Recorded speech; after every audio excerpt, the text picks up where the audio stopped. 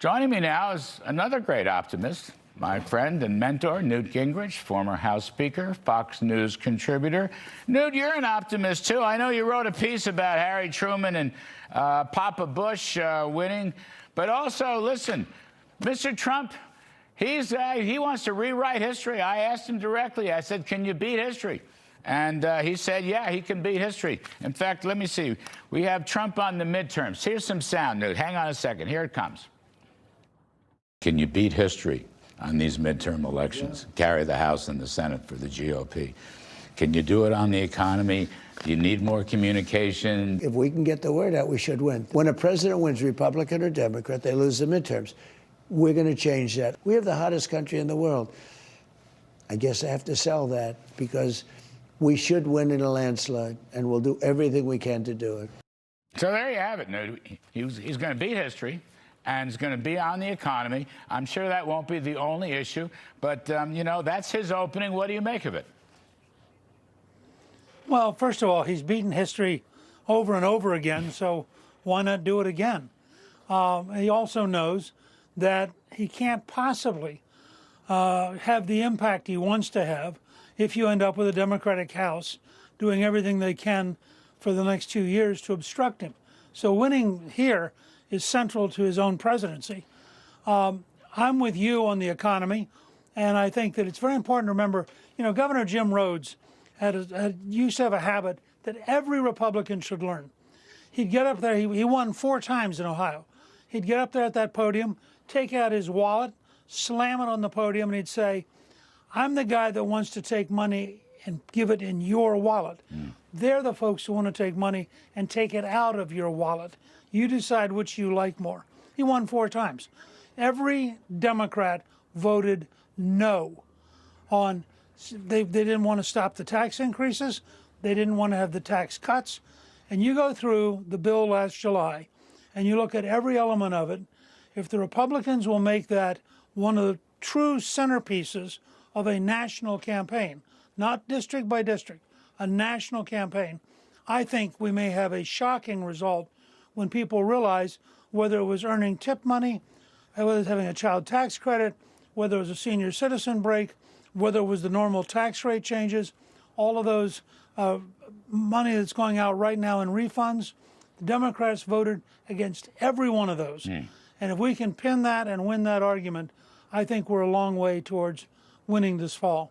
What about the related argument? I mean, I think you're right about this, but the related argument is every Democrat in the House and Senate, I believe every single one who voted against the one big beautiful bill, essentially, Newt, wanted to raise taxes by some $5 trillion.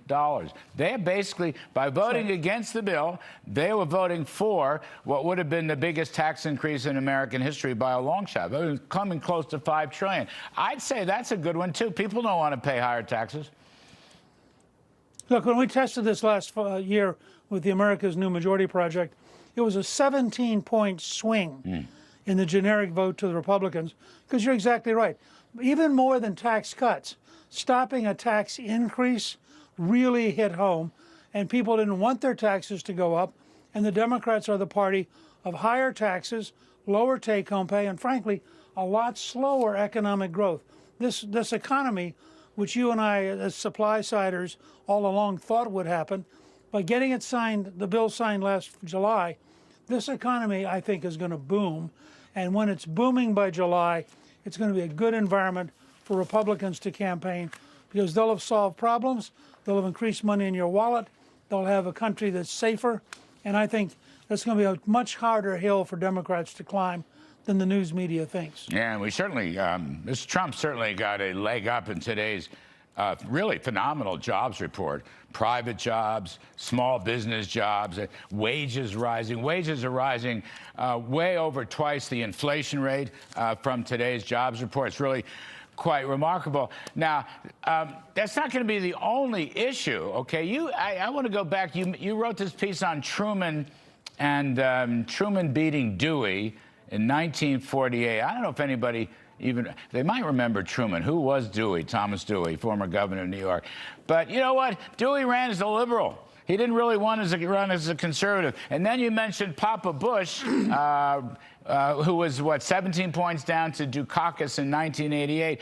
Well, sure, Lee Atwater finally got him to run as a Reagan conservative. That's how he did it. And he pointed out Dukakis was, left-wing record on crime and so forth. But basically, he ran as a Reagan conservative and won. Now, Dewey, way earlier in 1948, he ran as an Eastern liberal Republican and lost. I know there's a message in there someplace, Newt.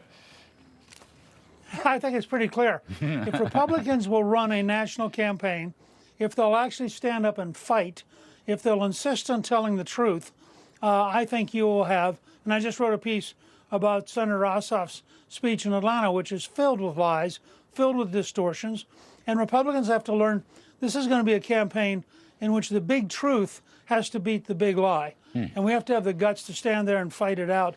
If we do, I think we're going to win a truly historic election this fall. Well, is there any doubt that President Trump wouldn't run, bare knuckles? I mean, he's not a shy guy. He's a very good communicator. He was very gracious to me in our interview yesterday, but he's, tough stuff. He won't take any prisoners. I mean, there's stuff out there like, he will talk about closing the border. And I know some people are getting pulling back, but really the polling shows the country does not like illegal immigrant criminals. They don't like it. And they prefer the cops and they prefer ICE. I still think that's a sleeper issue. Democrats want to get rid of ICE altogether and basically open up the border. That's going to kill them, I think, in the fall.